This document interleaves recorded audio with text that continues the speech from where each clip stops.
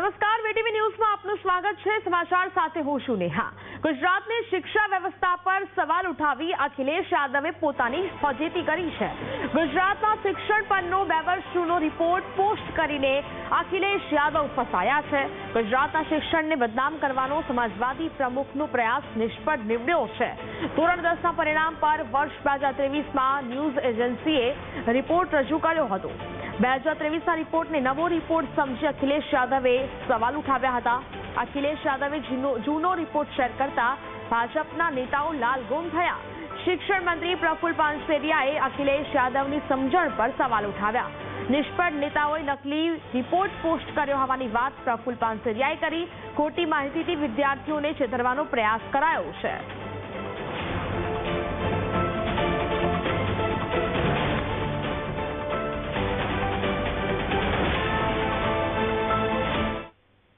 Result આવ્યું છે। આવી બોગસ અને વાહિયાત જૂઠાણા ફેલાવનારા આવા લોકો દેશની સુરક્ષા માટે ખતરારૂપ છે, દેશ માટે હાનિકારક છે। યુપીના એ શાસન કરતા હતા ત્યારે એમના સ્વર્ગસ્થ પિતાશ્રી અને આ બંને માફિયાગીરી અને માફિયા રાજો ચલાવ્યા છે। ત્યારે ગુજરાતનું શ્રેષ્ઠ શિક્ષણ છે।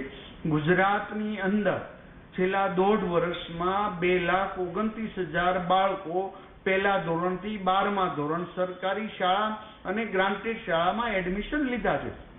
હાલની તારીખમાં ગુજરાતની અંદર અમદાવાદ, વડોદરા, સુરત શહેરની અંદર સરકારી શાળાની અંદર લાઈન લાગે છે એડમિશન પ્રક્રિયા માટે। આ પોલિટિકલ સંસ્કાર નથી એવા જૂઠું બોલીને સમાજને ગેરમાર્ગે દોરી રહ્યા છે। એમને આજે મારા ગુરુજનોની મહેનત ઉપર જ્યારે સવાલ કરી રહ્યા છે ત્યારે ગુજરાતના તમામ શિક્ષકો અને ગુરુજનો સાથે હું ઊભો છું, કારણ કે એ મહેનત કરે છે।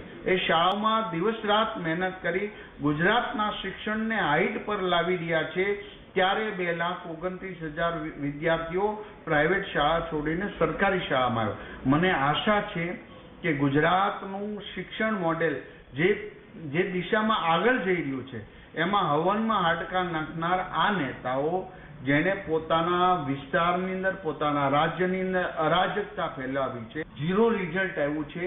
આવી બોગસ અને વાહિયાત જૂઠાણા ફેલાવનારા આવા લોકો દેશની સુરક્ષા માટે ખતરારૂપ છે, દેશ માટે હાનિકારક છે।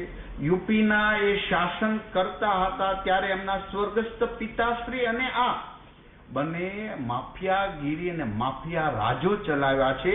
ત્યારે ગુજરાતનું શ્રેષ્ઠ શિક્ષણ છે। ગુજરાતની અંદર છેલ્લા 1.5 વર્ષમાં 2,29,000 બાળકો પહેલા ધોરણથી 12મા ધોરણ સરકારી શાળા અને ગ્રાન્ટેડ શાળામાં એડમિશન લીધા છે। તો અખિલેશ યાદવની પોસ્ટ અંગે બોલ્યા ભાજપના નેતા યજ્ઞેશ દવે। અખિલેશ યાદવ પર યજ્ઞેશ દવે પ્રહાર કર્યા છે। પોતાની પરિપક્વતાને કારણે અખિલેશ યાદવને નથી મળી રાજનીતિ। અખિલેશ યાદવને તેમના પિતાને કારણે રાજનીતિ મળી છે। 2023ના એક પેપર કટિંગને કારણે ખોટી અફવા ફેલાવવી યોગ્ય નહીં। અખિલેશ યાદવ ખોટા ન્યૂઝ ફેલાવવાનું કામ કરે છે। નિવેદન કરતા પહેલા રાજકીય પરિપક્વતા કેળવે। એક મુરત મૂર્ખામી કરે અને બીજો એ મૂર્ખામીને આગળ વધશે। અપરિપક્વ રાજકારણી તરીકે પંકાયેલા અખિલેશ યાદવ જેમને પોતાના પિતાની વારસાઈમાં રાજકારણ મળ્યું છે, પોતાની પરિપક્વતાના આધારે કે પોતાની કેલિબરના આધારે રાજકારણ નથી મળ્યું, એવા અખિલેશ યાદવ 2023ની એક છાપાના કટિંગને લઈ અને ગુજરાતનું મૂલ્યાંકન જો કરતા હોય તો એ તદ્દન ખોટી વાત છે। અને આદરણીય હર્ષભાઈ સંઘવીએ પણ કહ્યું કે 2023ની અંદર જે શાળાઓ હતી એના કરતાં 2024માં એનું પરિણામ સારું આવ્યું અને 2025નું તો હજી પરિણામ જ નથી આવ્યું। ત્યારે 2025ના પરિણામને 2023ના પરિપ્રેક્ષ્યમાં લઈ અને ખોટી રીતે પોસ્ટ કરી અને ફેક ન્યૂઝ ચલાવવા, ફેક ન્યૂઝના આધારે ગુજરાતને બદનામ કરવું અને આવા જ પરિસ્થિતિમાં કેજરીવાલ એનો પગાર લેવા માટે આવી જાય છે અને કેજરીવાલ આવી જ ફેક ન્યૂઝને આગળ વધારે છે। અને ગુજરાતમાં કેજરીવાલના જે એમના જે અનુયાયીઓ છે એ કેજરીવાલ બોલ્યા એટલે ભગવાન બોલ્યા એમ કહીને આવા ફેક ન્યૂઝને એને પ્રોત્સાહન આપે છે। માટે મારે 3 જણાને કહેવું, ગુજરાતના કેજરીવાલના અનુયાયીઓને, કેજરીવાલજીને અને અખિલેશ યાદવને કે રાજકીય પરિપક્વતા પહેલા કેળવો અને પછી કોઈ પણ પ્રકારના નિવેદનો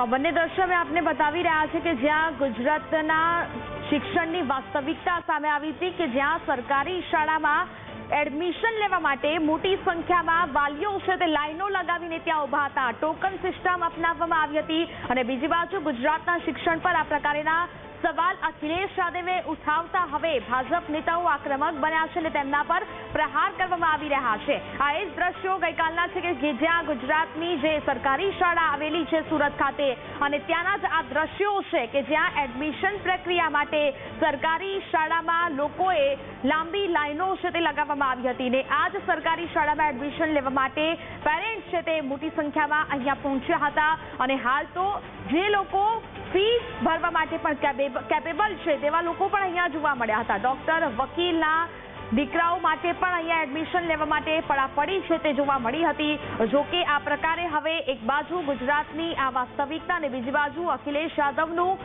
આ જે પોસ્ટ તેમના દ્વારા જે શેર કરવામાં આવી છે તેને લઈને તેમનું પૂરતું જ્ઞાન અહીંયા છતું થાય છે કારણ કે 2 વર્ષ પહેલાનો જે આ રિપોર્ટ છે તે રજૂ કરવામાં આવ્યો અને તેને જ લઈને ભાજપ નેતાઓની પણ અનેક પ્રતિક્રિયાઓ છે તે સામે આવી ચૂકી છે। ટ્વીટ કર્યા બાદ અખિલેશ યાદવ પોતે જ ખૂબ ટ્રોલ થઈ રહ્યા છે। ગુજરાતના શિક્ષણને બદનામ કરવાનો પ્રયાસ કેમ કરવામાં આવ્યો તેને લઈને ભાજપ નેતાઓની અનેક પ્રતિક્રિયાઓ સામે આવી છે।